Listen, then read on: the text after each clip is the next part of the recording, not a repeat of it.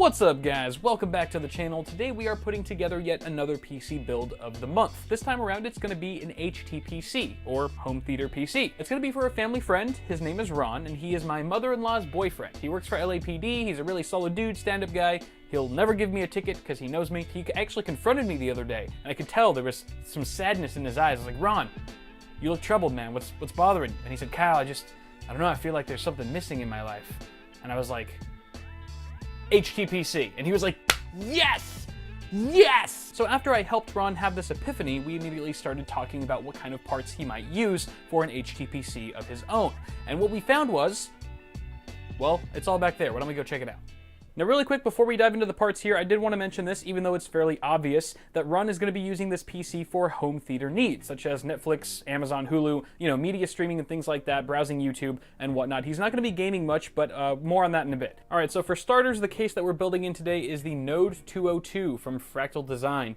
And if you guys watch the channel often, you've probably seen me do a build or two in this chassis before. First of which was my dad's PC, and the second one was the Go Anywhere, Do Anything rig. And I think it's just a really great HTPC chassis, especially because it's got a super slim profile, and it can be oriented either vertically or horizontally. So depending on how much room or what kind of configuration you have in your entertainment center at home, it can really fit pretty much anywhere, which is really nice. It also comes included with an Integra SFX 450 watt power supply, which isn't modular or anything, but it's small form factor. It is 80 Bronze Plus certification, certified I should say, which is also nice to see. It's got two USB 3.0 ports at the front, which should be very convenient for a home theater PC, and it does actually have some decent ventilation for a smaller case. And it does have a full slot for a graphics card up to like 10 or 11 inches or something like that. So even though Ron's not going to be doing any gaming, if he did want to do some gaming, he could swap out the video card that I'm giving him for a more sizable one in the future if he wants to get his game on. For our CPU, we've got the Core i5-6500 from Intel. And obviously this is a lock SKU, so no overclocking here, but Ron's not really a super hardcore tech enthusiast, and he really has no interest or need to overclock anyway, so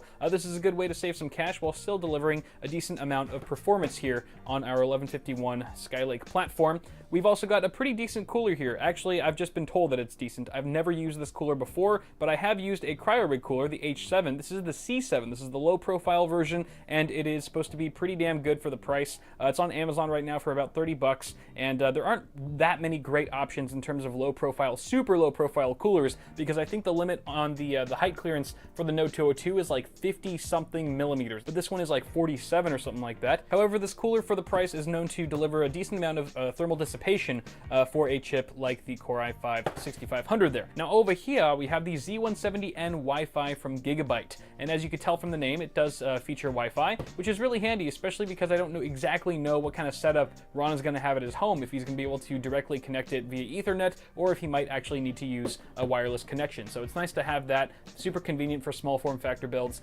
Also, what's the point of really going Z170 if we have a lock SKU processor? We might as well save some change and go with H170. It's a bit cheaper, no support for overclocking, but like I said, we're not really going to need it for this system, so that's a good option there. Also, we've got 8 gigs of RAM. This is HyperX Theory, DDR4 of course. Let me see what the speed is here. The speed, zoom in, cow. But probably 1866 or something similar. This is only like 35 bucks on Amazon, so I can't imagine it's like super fast or anything, but obviously going to get the job done, no problem. For storage, we have the PNY CS1311 SSD, 480 gigs. Now this is the only drive that's going in Ron's system today, and the reason why that is because he's also planning on picking up a WD MyCloud NAS, or Network Attached Storage. I don't know why I called it NAS, that sounds really weird. It's a NAS! It's a NAS, yo! So he's really not going to need too much internal storage other than this 480 gig drive, which I think is going to be plenty.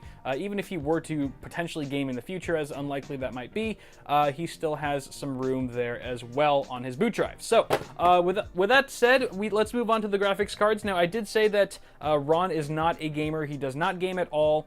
He might game in the future, but I just wanted to get him situated and make sure that he's got all the horsepower that he might need for the future. So just future-proofing here, we've got two GTX 1080s. The reason why we have two of them, obviously they won't fit in the Node 202, is because I simply just want your guys' opinion of which one I should give him. So there's the EVGA for the win, GTX 1080, and we've got the Gaming X from MSI.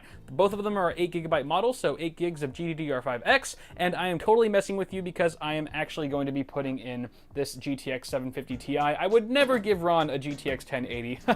You guys, oh, I got you. I got you good. Oh, I would have loved to see the look on your faces. Oh, Kyle, such a troll, such a troll. But yeah, I'm totally bullshitting. I'm going with this card. This is the, like I said, the GTX 750 Ti. This is a black edition from Gigabyte. This is actually the card that I used in my HTPC back in the day, maybe 2 years ago or so. But it's got some really decent performance. If Ron ever wanted to do some like light 1080 gaming, you know, at high to medium quality settings, I'm pretty sure that this would handle it no problem. So I think it's going to be, it's going to serve him well for his needs for sure. Obviously, it can handle like all the HTPC stuff and even some gaming in the future as well. But those are all the parts that we will be using. Actually, not those. Let me put these back on my shelf. And in case you guys were curious, the total cost of this build came out to around 650 bucks on Amazon at the time of filming this video, but that does not include the complimentary GTX 750 Ti that I am giving him out of the kindness of my heart.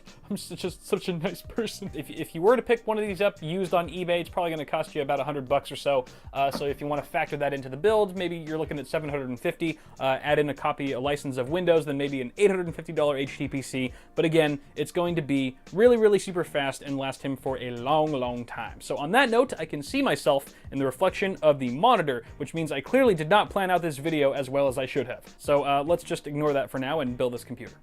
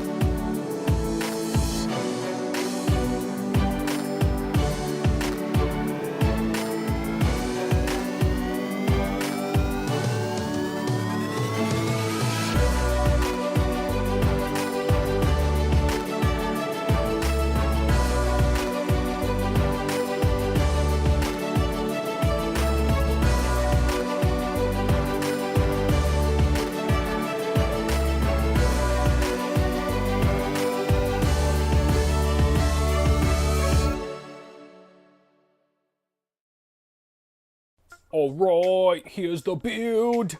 Oh, it's so sexy. So, this is the PC. It's running. Things are looking good. Listen to the cooler. It's pretty quiet. You can hear it a little bit, but Windows isn't installed yet, and I haven't tweaked the fan curve or anything like that. But looks like it's moving some air. Can kind of feel some of the air going through. And you know, cable management is always kind of the bane of small form factor cases like this one, but I've built in the Node 202 enough times to kind of just get a feel for where the cable should go, and so you can see I've kind of got them routed in between the power supply and the motherboard, at least our 8-pin EPS, and actually I guess 4-pin EPS. There's only a 4-pin CPU connector on the motherboard, and our 24-pin ATX.